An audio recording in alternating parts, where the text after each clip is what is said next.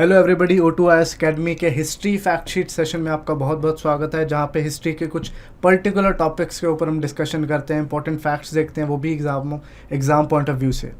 तो आज हम अपनी नियोलिथिक सीरीज़ को कंटिन्यू कर रहे हैं, क्योंकि पहले भी हमने काफ़ी सारी साइट्स को डिस्कस करा है। आज उसी सीरीज़ को हम कंटिन्यू करते हुए एक नई साइट के बारे में पढ़ेंगे, डैट इज़ योर सनगनाकल्लू, जो कि साउथ इंडिया में एक बहुत ही प्रोमिनेंट साइट है और जिस पे अगर हम हिस्ट्री ऑप्शनल की भी बात करें तो यहाँ पे काफ़ी इंपॉर्टेंट वहाँ से सवाल आ जाता है। इवन मैप वाले पोर्शन है, वहाँ से भी हेल्प हो सकती है आपकी, अगर हम मेंस की बात करें हिस्ट्री ऑप्शनल की। सो हम स्टार्ट करते हैं। अगर हम मैप पे देखें तो ये, जैसे मैंने पहले ही आपको बताया था कि इस पोर्शन में हमारा एक क्लस्टर बन जा रहा है जो कि आंध्रा और कर्नाटका के बॉर्डर पे पड़ता है, रायचूर दोआब के आसपास। जैसे पिकलीहाल हमने साइट की थी, वो भी इसी जगह पे लोकेटेड है। और इवन संगनाकल्लू की अगर हम बात करें, वो भी बिल्कुल इसी क्लस्टर में लोकेटेड है, जो कि एक इम्पॉर्टेंट नियोलिथिक, चालकोलिथिक और इवन मेगालिथिक साइट के लिए भी जानी जाती है।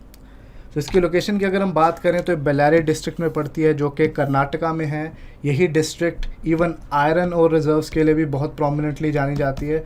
अदरवाइज़ आप पूरे अगर पेनिनसुलर इंडिया की बात करें तो रिसोर्स रिच रीजन है वो, और वहाँ पे हमें प्लेन्स नहीं मिलते हैं जैसे कि हम नॉर्थ इंडिया में देखते हैं।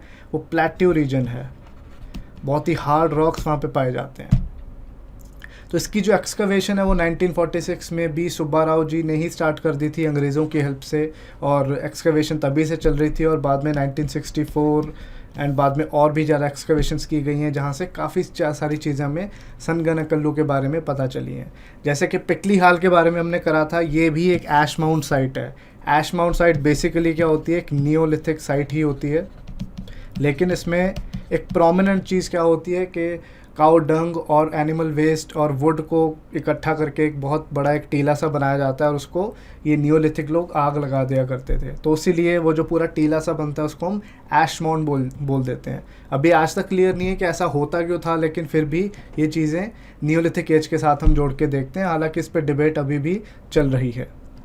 अगर हम और इसके रिस्पेक्ट में बात करें तो यहाँ पे पेलियोलिथिक के भी कुछ सीक्वेंस मिले हैं, चालकोलिथिक और इवन मेगालिथिक की अगर बात करें तो ये भी सीक्वेंस यहाँ पे सनगनाकल्लू से अवेलेबल हुए हैं। और सबसे यहाँ पे हैरानी की बात, भीमबेटका और इवन पिकलीहाल की तरह यहाँ पे रॉक पेंटिंग्स और एनग्रेविंग्स भी पाई गई हैं, जिससे उस टाइम के कल्चर और उनके जो इंटरेस्ट हैं उसके बारे में पता चलता है कि किस तरह से लोग अपना मन बहलाया करते थे या फिर पेंटिंग्स वगैरह अपने खाली टाइम में किया करते थे। सो भीमबेटका और इवन पिकलीहाल, कुरनूल, ये कुछ ऐसी साइट्स हैं जहाँ पे प्रोमिनेंट रॉक शेल्टर्स मिले हैं विद पेंटिंग्स, तो ये भी उन्हीं में से एक साइट है। अगर हम इसके टूल इंडस्ट्री की बात करें तो टूल इंडस्ट्री सिंस पेलियोलिथिक भी यहाँ पे मिलता है, तो चॉपर चॉपिंग टूल्स यहाँ से अवेलेबल होते हैं। अब चॉपर चॉपिंग टूल्स के डिटेल में ना जाते हुए मैं ये बताऊँगा कि बहुत ही बड़े कोर टूल्स होते हैं, बहुत ही बड़े पत्थर होते हैं जो कि हंटिंग के काम आते हैं। एक बहुत बड़े पत्थर को अगर आप शेप करें एक दूसरे के साथ टकरा के, तो उनको चॉपर चॉपिंग टूल्स की कैटेगरी में डाला जाता है। और पेलियोलिथिक में यही प्रोमिनेंट टूल्स थे जो कि यूज़ हुआ करते थे। और अगर हम उसके बाद की बात करें तो इवन माइक्रोलिथ्स भी यहाँ पे यूज़ हुए हैं, जो कि असल में मेसोलिथिक एज की बहुत खास टूल्स हुआ करते थे, लेकिन यही माइक्रोलिथ्स नियोलिथिक एज में भी काफ़ी मात्रा में पाए गए हैं। और अगर इनकी पॉटरी की बात करें तो शुरुआत में तो बहुत ही डल पॉटरी हुआ करती थी, डल पॉटरी जो कि डार्क कलर की होती थी, जो कि हैंडमेड थी। इनफैक्ट आपने याद रखना है कि नियोलिथिक एज से पहले हैंडमेड पॉटरी जो कि बहुत ही पुअरली मेड थी, वही कहीं ना कहीं फाउंड हुई है। जो प्रॉपर व्हील मेड पॉटरी है वह नियोलिथिक एज से ही आई है। और नियोलिथिक के बाद फिर चालकोलिथिक, मेगालिथिक में जो पॉटरी का जो सिस्टम है वो इम्प्रूव ही होता चला गया है। और ब्लैक एंड रेड पॉटरी जो कि हमने काफ़ी चालकोलिथिक और मेगालिथिक साइट्स में किया है, वो भी यहाँ पे काफ़ी एबंडेंस में मिली है, काफ़ी बड़ी मात्रा में मिली है। और अगर हम इकोनॉमी की बात करें, यहाँ पे एग्रीकल्चर का भी एविडेंस मिलता है। मूंग, मिलेट्स, इन सारे ग्रेन्स का एविडेंस यहाँ से मिलता है। और इवन एनिमल हस्बेंड्री, उनकी कटी हुई बोन्स, जिससे पता लगता है कि शायद फॉर स्लॉटर उनको यूज़ किया जाता होगा। सो मिक्स्ड इकोनॉमी यहाँ पे कहीं ना कहीं फॉलो होती थी। और अगर इनकी सोसाइटी की बात करें तो कच्चे मकान हुआ करते थे मड ब्रिक्स के साथ, और बैम्बू पोल्स चारों तरफ लगा के ऊपर घास फूस की छत बना के सर्कुलर फॉर्म में इनको यूज़ किया जाता था। सर्कुलर से हाउसेस बनाए जाते थे अपना वैटल एंड डाउब के। वैटल एंड डाउब का मतलब क्या है? घास फूस के। तो कच्चे घर इनके पास होते थे क्योंकि हड़प्पा की तरह बर्न्ड ब्रिक्स वाली टेक्नोलॉजी तो थी नहीं इनके पास।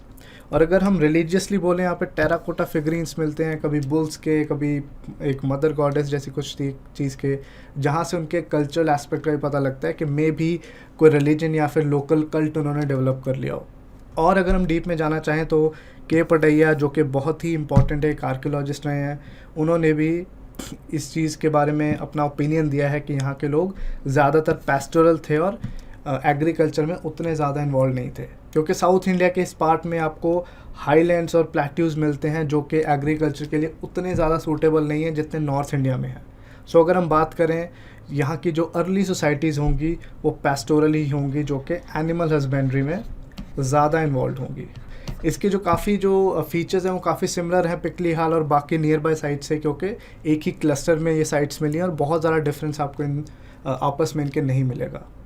और अगर हम बात करें, ये काफ़ी इंपॉर्टेंट नियोलिथिक, पेलियोलिथिक और चाल्कोलिथिक साइट है। सो डैट मीन्स कि लगभग अगर इसकी शुरुआत की बात करें तो 3000 BC से इसका जो सेटलमेंट है वो स्टार्ट होता है और इवन 2000-3000 साल तक चलता ही रहता है। सो ये आज के लिए था हमारी सनगनाकल्लू जो साइट है। आई होप आप अच्छे से तैयारी कर रहे हैं, रिवीजन भी कर रहे हैं इन साइट्स का। एक और नियोलिथिक साइट या फिर और किसी साइट के साथ हम फिर से हाजिर होंगे। तब तक के लिए जय हिंद।